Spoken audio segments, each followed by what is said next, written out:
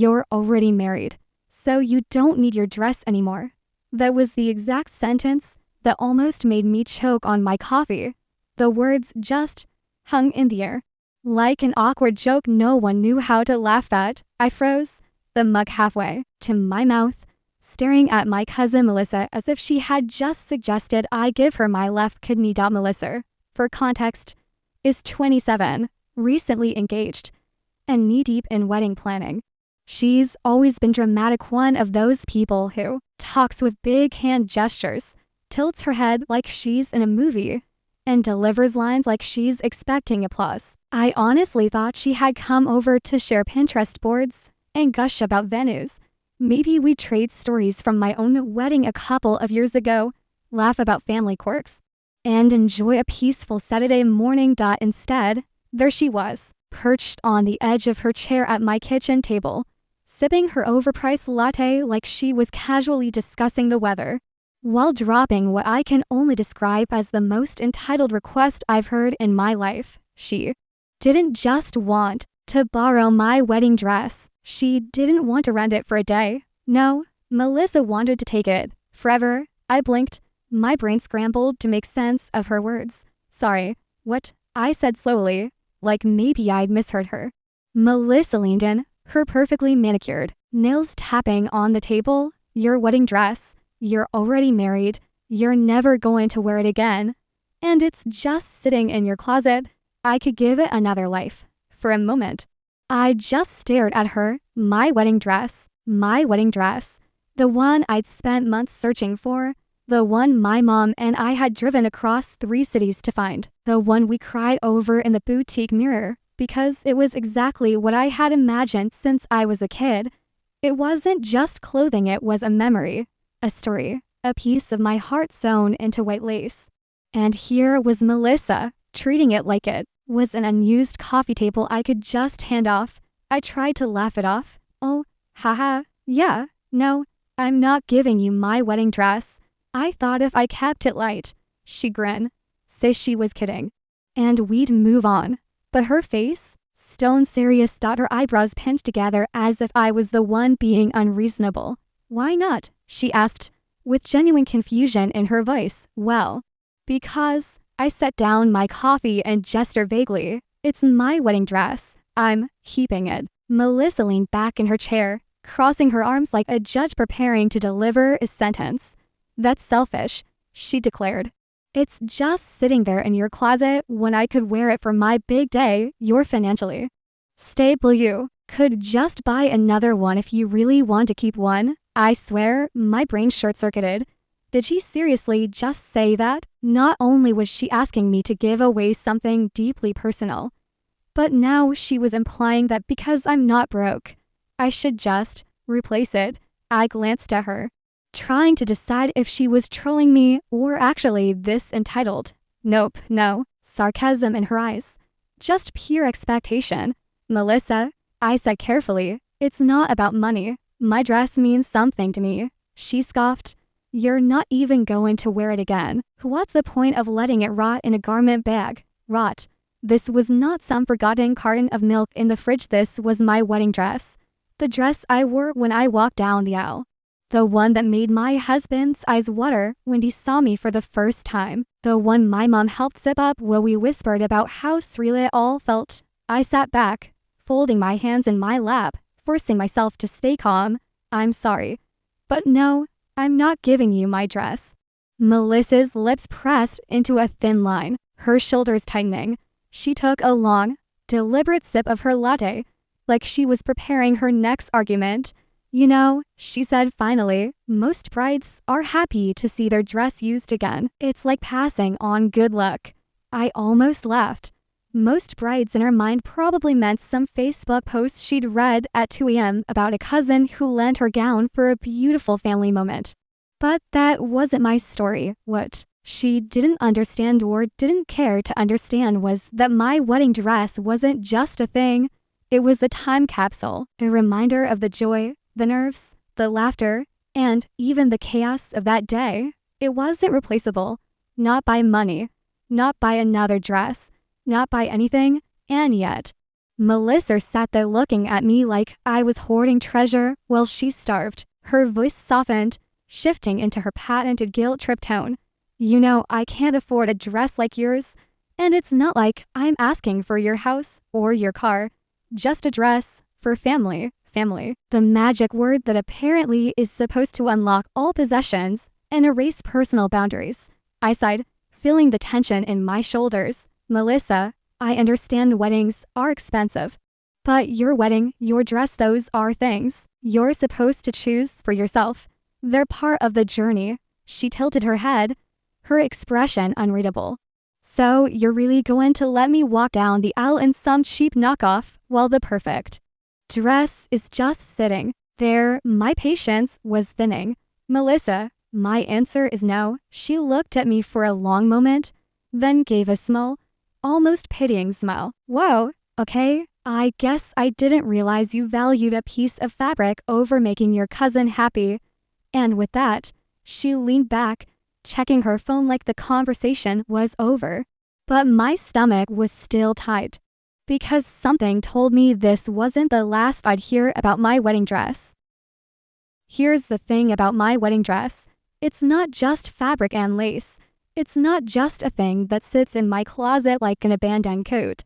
That dress is a chapter of my life, a chapter filled with laughter, tears, nerves, and joy. I can still remember the day my mom and I started searching for it. We thought it would be simple. You walk into a bridal shop, try on a few dresses, and voila done. Oh, how wrong we were. We visited 5 different boutiques over the span of 3 months. I must have tried on at least 40 dresses. Some were too plain. Some felt like costumes. Some were so over the top they made me feel like I'd get lost in my own skirt. Every time I stepped out of a fitting room, my mom would tilt her head and give me an honest HMM. Not quite. By the 3rd month, I was ready to give up and just settle for something nice enough. But then, in a little shop tucked between a flower store and a bookstore, I saw it. It wasn't hanging front and center. It was off to the side, almost hidden, like it was waiting for me. When I slipped into it, something happened.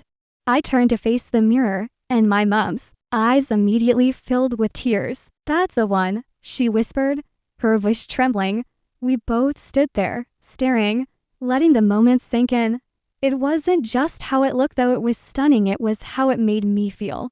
Like the version of myself I had always imagined on my wedding day. My mom reached out, smoothing the lace on my sleeve, and said, "You're going to walk toward the rest of your life in this." We bought it that day. My mom even insisted on helping pay for it, telling me it was her gift because she wanted to be part of that memory forever. Fast forward to my wedding day. I still remember the weight of that dress, the soft swish of the fabric as I walked, the way my soon-to-be husband's jaw dropped when he saw me. That dress was there when I said I do. It was there when my dad squeezed my hand before walking me down the aisle. It was there when my mom hugged me so tightly I thought she might never let go. So, when Melissa sat in my kitchen, casually, suggesting that I just hand it over, I didn't just hear a request for clothing. I heard someone asking me to give away a piece of my life. I tried to be gentle. "I'm not giving you my wedding dress," I told her, my voice calm but firm. I even added a small smile to soften the blow, hoping she'd take it in stride. But that's when her expression changed. Her easy, friendly smile froze in place, like a photograph. Then her head tilted ever so slightly, and she looked at me with this pout. Not the kind you give when you're slightly disappointed. No. This was the "how could you" pout. The kind people use when they're trying to make you feel guilty for breathing. It's selfish, she said flatly, to let something so beautiful just sit there when I could wear it for my big day. I almost laughed, not because it was funny, but because it was absurd. Selfish. Since when was keeping your own property selfish? Since when did having an emotional attachment to something automatically make you obligated to give it away? Then, she delivered the kicker, her voice laced with that careful, pointed tone people use when they think they've cornered you. "You're financially stable. You could just buy another one if you really want to keep one. My jaw nearly dropped. There it was, the assumption that because I'm not struggling to pay my bills, my belongings are up for redistribution, that my sentimental treasures are negotiable, provided someone else needs them more. Inside my head, my thoughts were tumbling over each other. Wait, so because I'm married and not broke, I'm obligated to give away something I love? I took a slow breath, steadying myself. Melissa, this isn't about money. My dress has sentimental value. It's tied to a day that means everything to me. But she waved her hand like I just told her the weather report. Come on, you could buy another one. In fact, you could probably get one even nicer than the one you have now. It's not like it's the only dress in the world. Her casual dismissal stung. I could feel the heat rising in my cheeks. My wedding dress wasn't some interchangeable piece of fabric. It wasn't replaceable. Even if I bought an identical one, it wouldn't be that dress, the one my mom zipped up for me while whispering, "You're ready," the one I danced in until my feet ached, the one I had my grandmother in after she told me she was proud of me.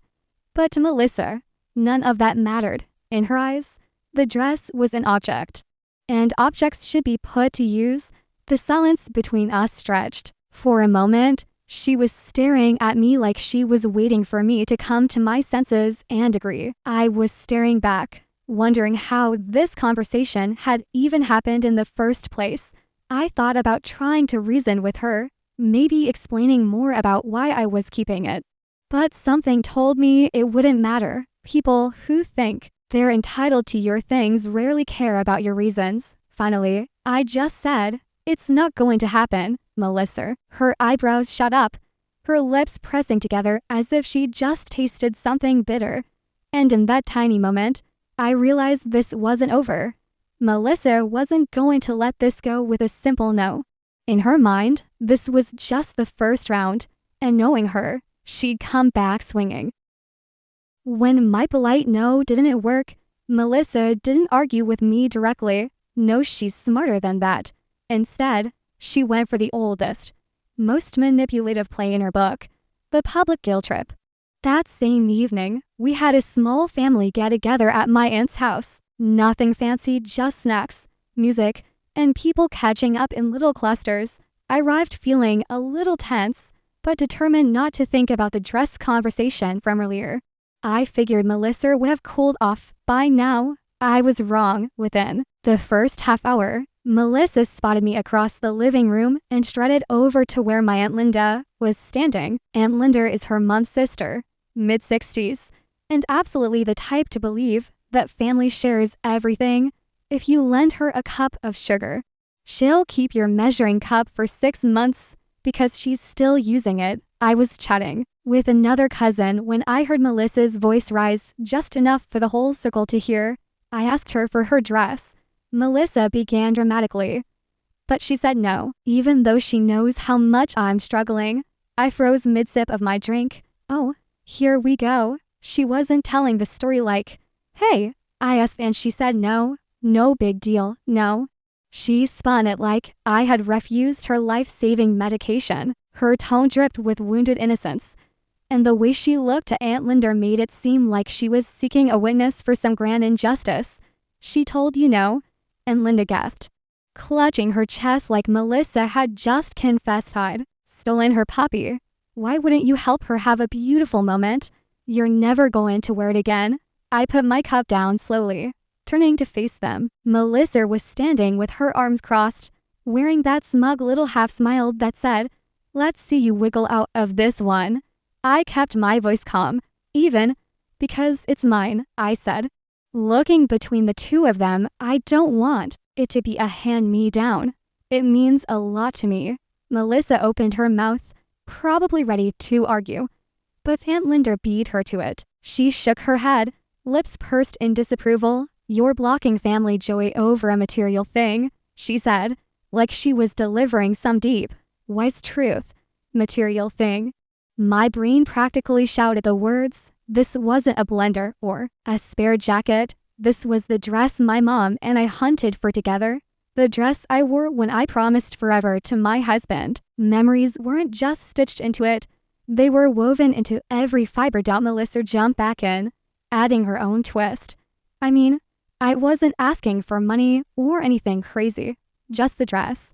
I thought you'd want it to stay in the family. Her voice cracked just enough to sound pitiful. She even glanced around the room to make sure other relatives were listening.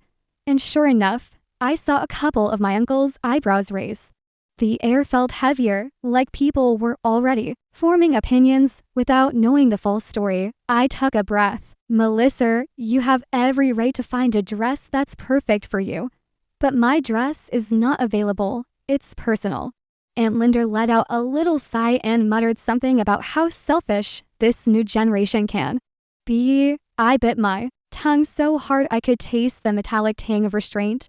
If I had fired back, I would have said, selfish, really? So, if I like your wedding ring, should you just give it to me because I'm family? But I stayed quiet, because engaging would only make me look like the villain Melissa was trying to paint me as. That didn't stop her, though. She clasped her hands together, lowering her voice like she was letting Aunt Linda in on some tragic secret. I've been looking for a dress for months, but everything in my budget is cheap and ugly. I just thought, since she already had her wedding, she'd want to help me. The way she said already had her wedding made it sound like I was some retired player who should pass down my jersey to the rookie. I decided to end it right there. Melissa, I'm sorry you're struggling to find what you want, but my answer isn't changing. Let's drop it. The silence that followed was thick. Aunt Linda stared at me like I just turned down donating a kidney to a stranger. Melissa sighed dramatically, shook her head, and walked away like she'd been personally betrayed. I stood there for a moment, heat creeping up my neck, feeling every set of eyes that had overheard our exchange. Some faces looked curious, some sympathetic. A couple looked flat out judgmental. That's the thing about family drama. Facts don't matter as much as the version of the story that's told first. And Melissa had gotten her version out loud and clear. She was the poor bride-to-be, and I was the cold-hearted cousin clinging to a material thing. What none of them seemed to understand, or maybe didn't want to understand, was that sometimes the things we keep aren't about the thing itself, but about the moments they hold. My wedding dress isn't sitting in a closet because I forgot about it. It's there because every time I see it, I remember the happiest day of my life and the people who made it special. To give it away wouldn't just be losing a dress, it would be giving away a piece of myself. And I wasn't about to do that, no matter how much Melissa pouted, twisted the story, or rallied back up.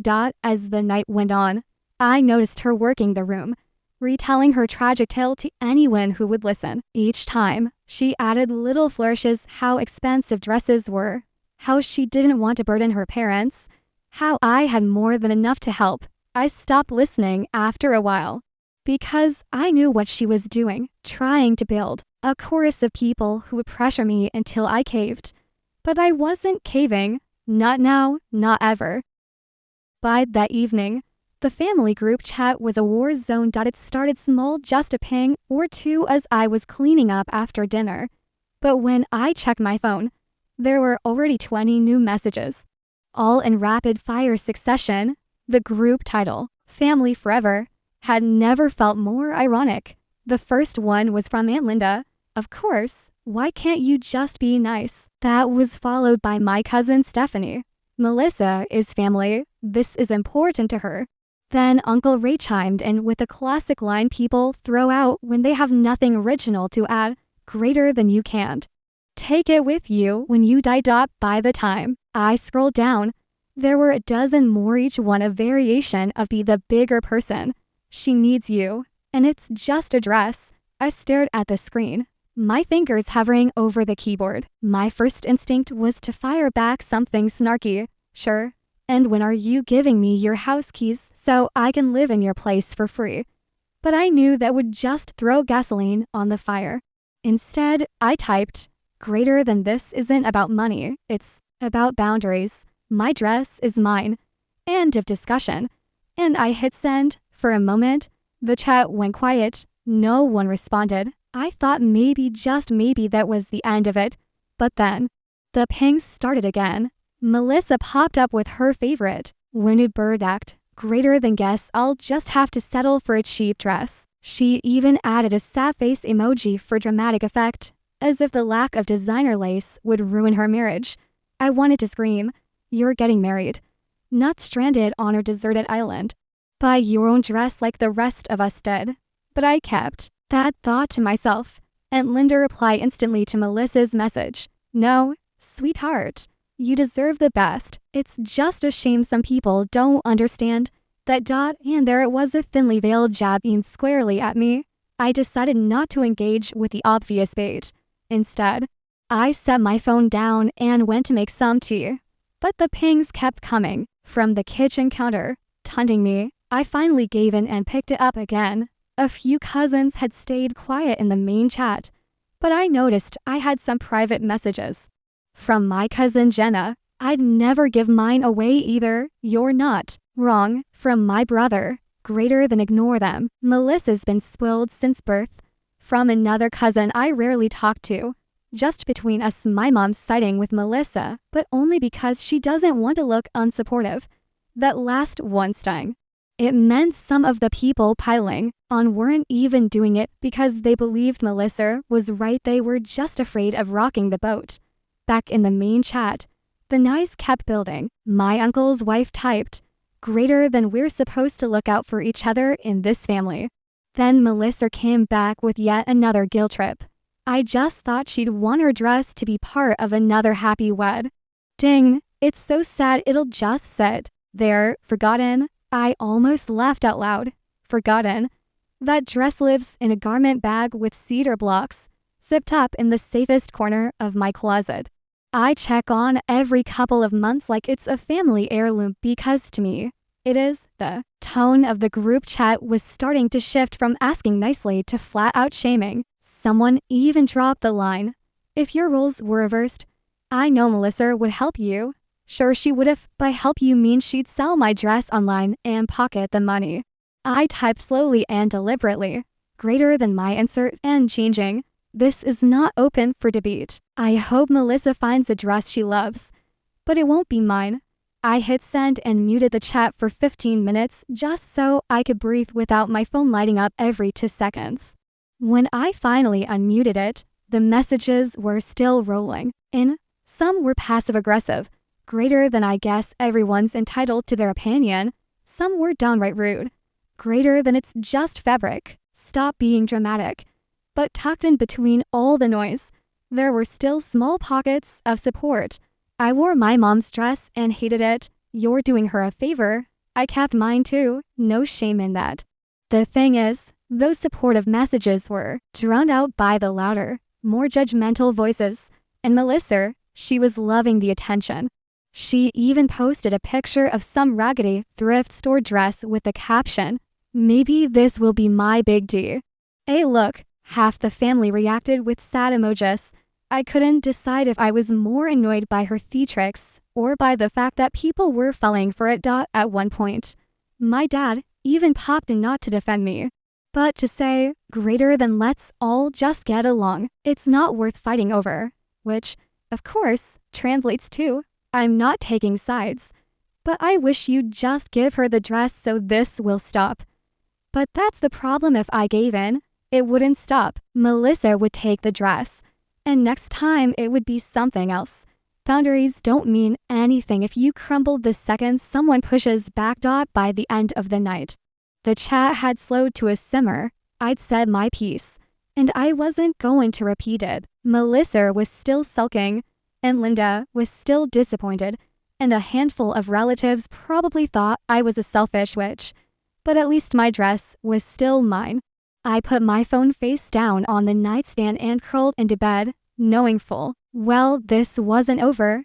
With Melissa, nothing is ever over until she gets what she wants or until she finds a new target.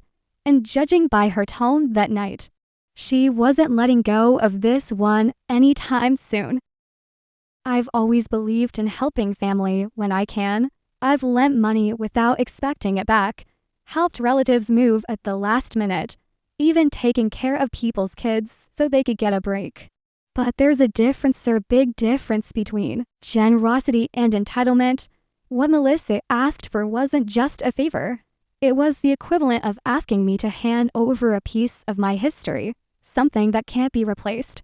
My wedding dress and some spare sweater I can toss her way and forget about. It's a personal treasure, carefully chosen, painstakingly altered, and worn on one of the most meaningful days of my life.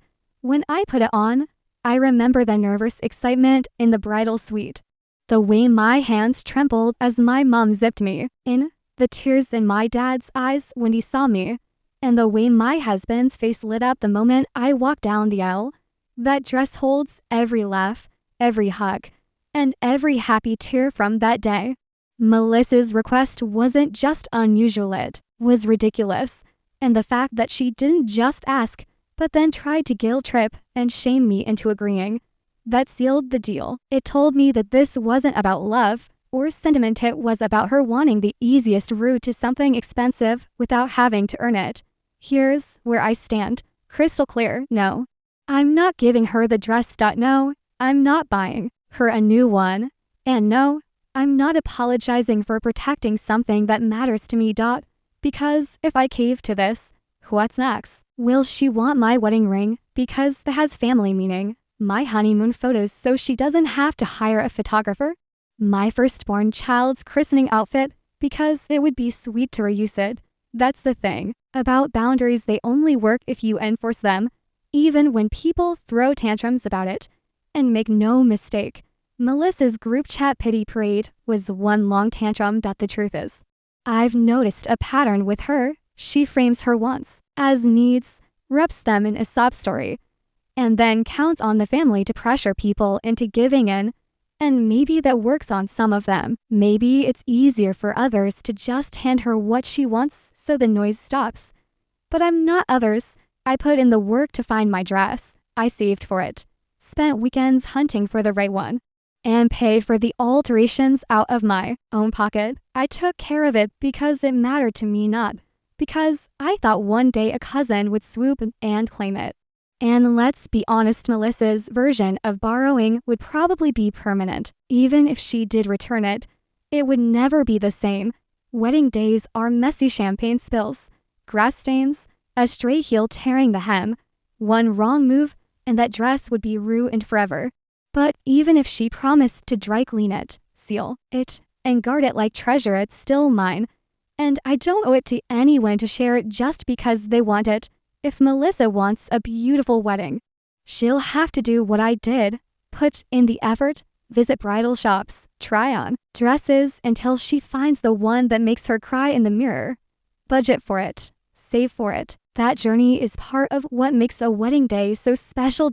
And here's the part she clearly doesn't understand. Love isn't measured in designer gowns.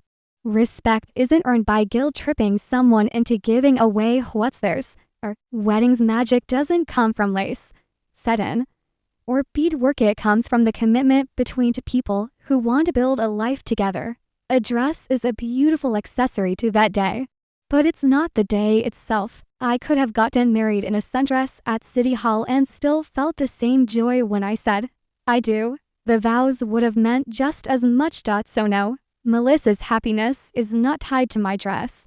Her marriage will not succeed or fail because she bought her own gown. And if she truly believes she needs mine for her day to be perfect, maybe she needs to rethink what perfect means. Do I know that some people in the family are still talking about it? Absolutely. I'm sure there are whispers about how selfish I am or how it's just a dress and I should have been the bigger person. But those are the same people who would have called me a pushover if I'd given in. You can't please everyone, so I'd rather please myself and sleep at night knowing I stood my ground. What I won't do is let this situation make me bitter. I'm not going to cut Melissa out of my life over it. I'm not going to hold a grudge forever.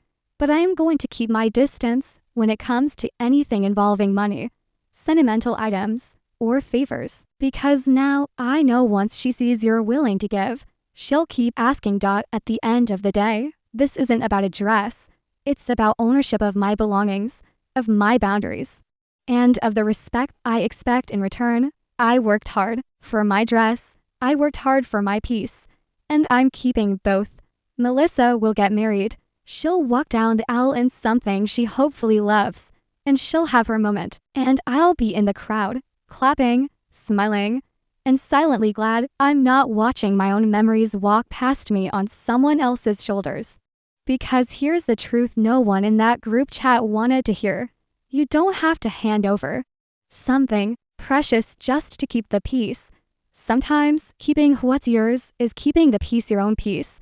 And I plan to protect mine, dress and all.